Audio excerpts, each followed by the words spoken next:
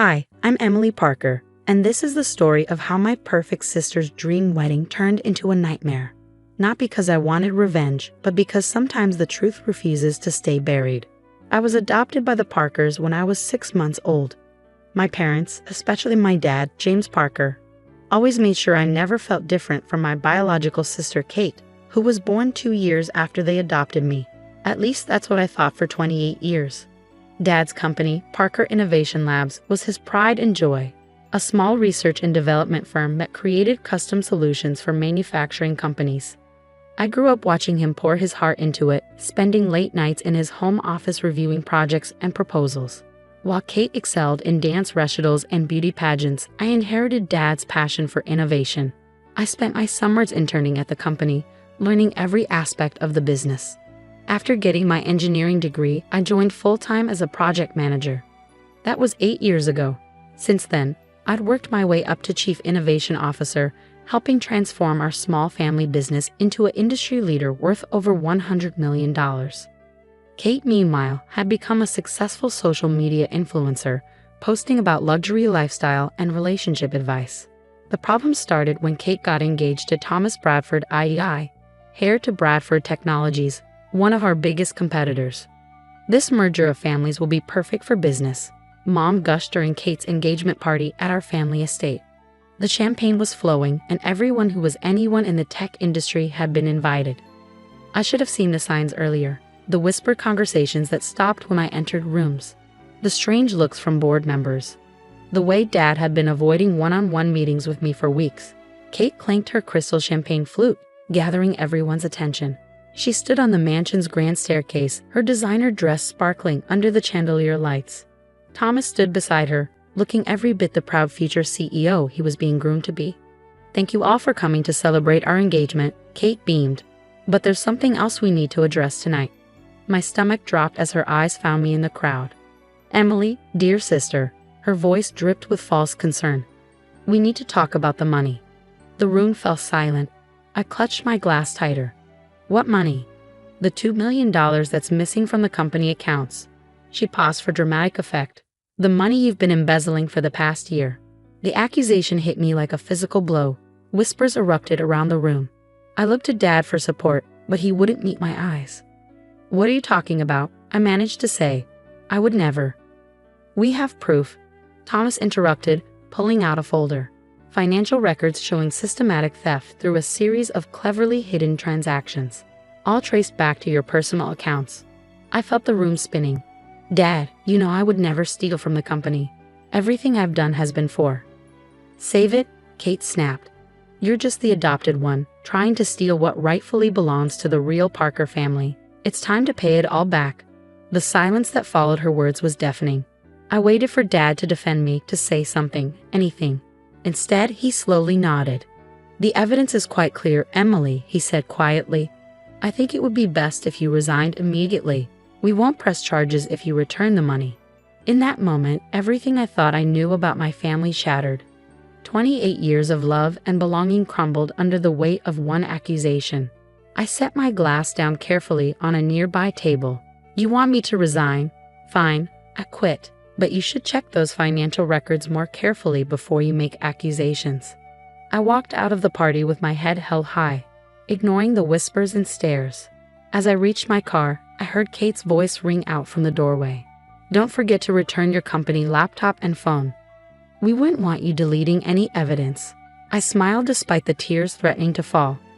My sister had always been so focused on appearances that she never bothered to learn how the company actually worked. She had no idea that for the past 3 years, I'd been documenting everything. That night, as I sat in my home office, I began implementing the contingency plan I created but hoped never to use. Years of watching other family businesses implode had taught me to always be prepared for betrayal. I pulled out my personal laptop and accessed a secure server that Kate and Thomas didn't know existed. Every email, every transaction, every piece of evidence showing who had really been stealing from the company. It was all there, waiting to be revealed. Kate's wedding was in a week. She planned an extravagant ceremony at the city's most exclusive venue, with over 500 guests, including every major player in the tech industry. She'd spent months ensuring it would be the social event of the year. Little did she know, I had my own plans for her special day. Sometimes the best revenge isn't about destroying someone's future. It's about revealing the truth about their past. As I prepared for bed that night, my phone buzzed with a text from Kate. "Don't even think about coming to the wedding. Security has your photo." I replied with a simple smiley face emoji. She had no idea that I didn't need an invitation to crash her perfect day. After all, I designed the venue's security system myself. The next 7 days would change everything. But first, I had some calls to make. The morning of Kate's wedding dawned bright and clear. While she was probably getting her hair and makeup done at the Peninsula Hotel's presidential suite, I was in my home office making final preparations. The last week had been busy. I'd reached out to key industry contacts, set up meetings with the SEC, and gathered irrefutable evidence of what had really been happening at Parker Innovation Labs. But my most important call had been to someone Kate had completely forgotten about: our company's original programmer, old Joe. Joe had worked for Dad since the beginning, creating our core software systems. Kate and Thomas thought he retired 6 months ago. They didn't know he still maintained backdoor access to all company servers at my request. "Got everything?" I texted Joe at 9 a.m., all downloaded and verified. He replied, "They never changed the master passwords. Amateurs." I smiled, thinking of Kate's face when she realized her clever financial tricks weren't so clever after all. The money she accused me of stealing, every penny could be traced back to offshore accounts belonging to her fiance's family. At precisely 2 p.m., I parked my car 2 blocks from the St. Regis Hotel. The wedding was scheduled for 4 p.m. in the Grand Ballroom. Security was tight. Kate had made sure of that. But she'd forgotten one crucial detail. I'd installed the hotel's entire security infrastructure 3 years ago through Parker Innovation Labs. I walked through the service entrance, nodding to the kitchen staff who recognized me from the system installation. My fingerprints still worked on the biometric locks, another oversight. I made my way to the control room, where my old friend Marcus was working security. "Emily?" He looked surprised. "They said you were banned." I handed him a USB drive. "Marcus, remember when I saved your job last year after that breach? I need a favor." 20 minutes later, I was settled in the ballroom's upper control booth. Below, guests were arriving, the who's who of the tech industry, all dressed in their finest. Mom was greeting people, wearing an expensive new dress. Dad stood with Thomas's parents, probably discussing the merger they'd announced yesterday. The merger that would save Bradford Technologies from bankruptcy, using Parker Innovation Labs' money. My money. The money Kate accused me of stealing. At 3:55 p.m., Kate made her entrance for photos. She looked stunning in her designer gown, beaming as cameras flashed. Thomas waited at the altar, looking every bit the proud groom. I waited until the ceremony began, until the minister asked if anyone had any objections. That's when I activated Joe's program. The ballroom's lights dimmed. The massive screens meant for wedding photos came to life. And there, in high definition, began playing a presentation I titled "The Truth About the Parker Family Fortune." Financial records, emails, secret meetings, every corrupt dealing, every stolen dollar, every lie, display for all to see. Kate's face went from confusion to horror as she watched proof of her fiance's embezzlement scheme unfold on screen. "Turn it off," Thomas shouted, but the hotel's systems weren't responding to anyone but me.